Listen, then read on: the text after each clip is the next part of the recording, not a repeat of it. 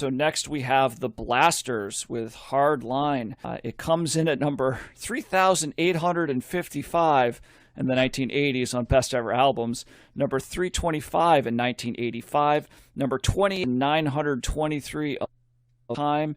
It is the second highest rated album on Best Ever Albums behind their self-titled album from 1981. And Best Ever Albums ranks them at number 3,373 of overall artist rankings. And I had never heard of them. So first, John, where did you get this one from? This was a fill-in album from one of, I think it was the Pitchfork top albums of the 80s deal. So I knew nothing about it, and I just was like, I kind of wanted to cover an album where I knew literally nothing about the album that we would cover. And here we go. That's how that ended up in. So that was its journey. So I guess I'm first take, right? Yeah, you go your first take, yeah. Yeah, because Josh jumped in on the Cure one for me, so he was just so excited that he jumped in right there, which is okay. Yeah. So is that what happened? Okay. I don't know if I've been more surprised by what an album was based on what I thought it was. I mean, I probably should have got. First of all, you had to search this on YouTube, right? Because it does not exist in the world of Spotify, which is where I go. So that alone is like, okay, we're dealing with like a cult classic type album, right? Because I think we ran the albums that's been the case for in past years, and the vast majority are cult albums. You don't sell like 3 million albums and then your stuff's not available on Spotify unless you pull it Neil Young style, right? So I don't know what I was I think I thought I was going to get like a punk band or a hardcore band, but they never showed up on my radar. So that was a red flag, because I'm like, I feel like I would have like heard these guys if they were in that world, because I spent a lot of time there. So I did not expect that they were going to be a retro type band, which is how I would describe them. I would say they're almost a throwback to like rockabilly, garage rock sort of style.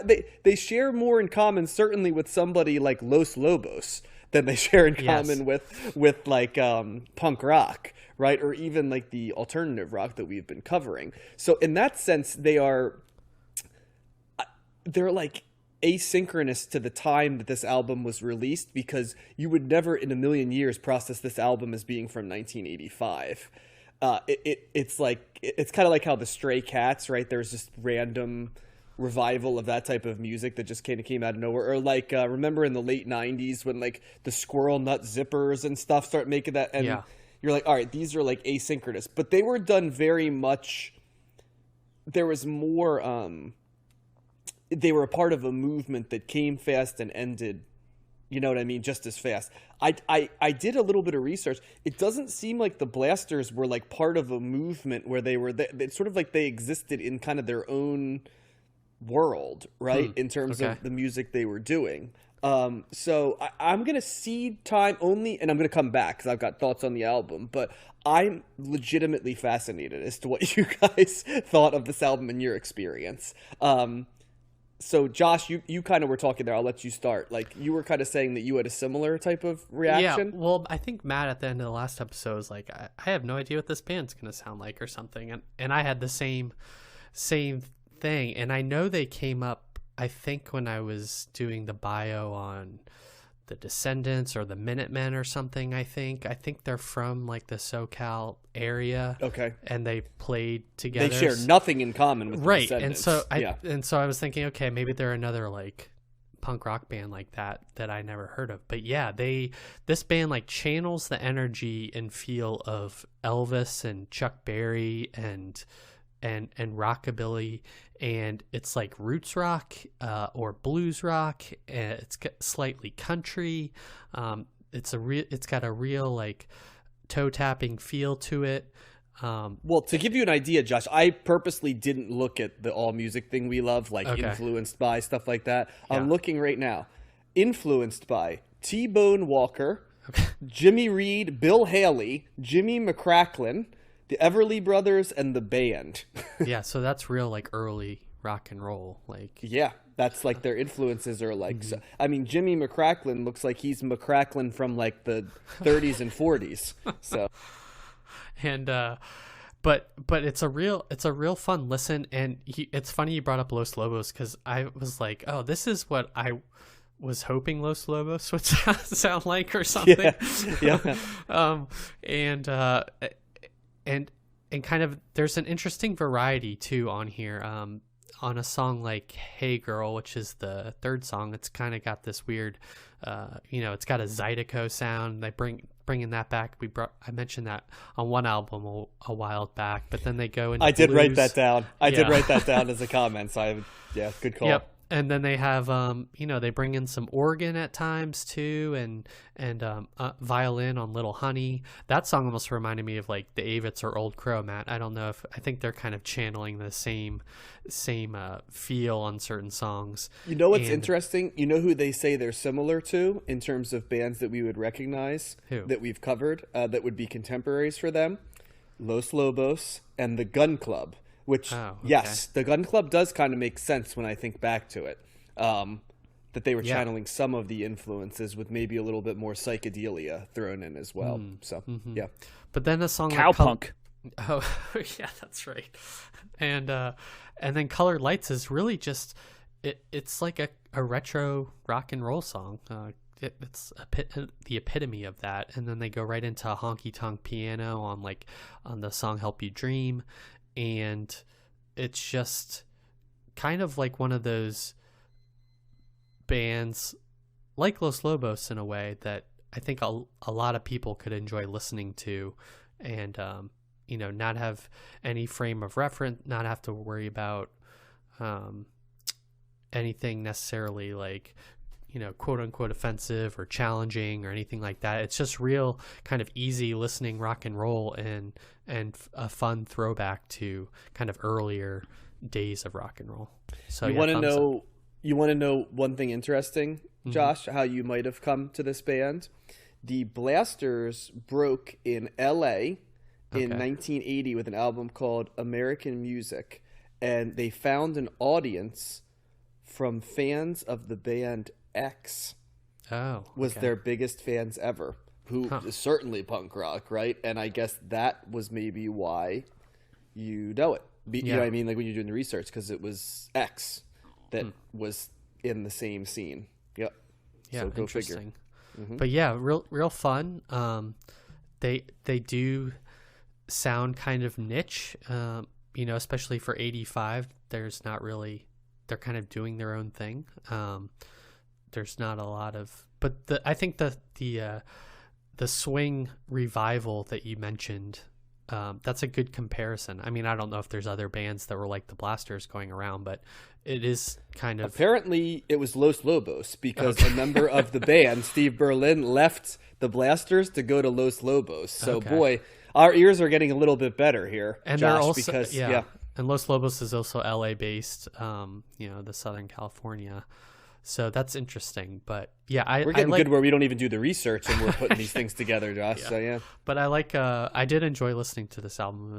It was a fun, easy listen for me. Yeah, John, what are your thoughts, Matt? I believe that were curious as to how I would feel about this album, because this is this is totally up my alley. I didn't know. What do you think I feel all. about this album? What do you think my take was?